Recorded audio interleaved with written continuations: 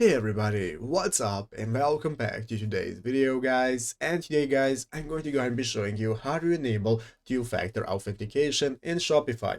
This is a very simple thing to do, so make sure to watch this quick and easy video till the very end, follow my steps correctly so you can make sure this works the same for you and you can do this yourself. But yeah guys, let's get straight into it. So the first thing you want to do is to go ahead and open up the official Shopify website right here, shopify.com, if you've not already. And after opening it up, you'll be greeted by the main page where you want to go and log into your account. So go ahead and log into your account, after which you'll be greeted by the home page right here where we can see all the sections we can access, such as home, orders, products, and so on.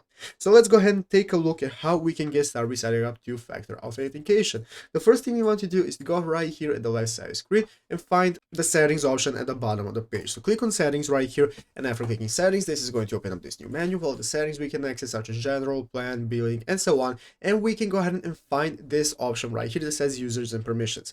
Under users and permissions, guys, we can now get started with setting up all the permissions of our users and staff. And currently, guys, you can see I need to select a subscription plan that includes additional staff accounts and control who can do what. So to do this, you need to go ahead and have a premium plan, which currently I do not. And after you have gotten your premium plan, under the staff account section right here, you can get started with controlling who can do what. And this is where you want to set up the two-factor authentication. As you can see right here on the official Help Shopify website, we can see that once you go into users and security, this is where you can go ahead into the two-step authentication process and click change settings, and then we can change what is required for all users. But to do this, you need a premium plan.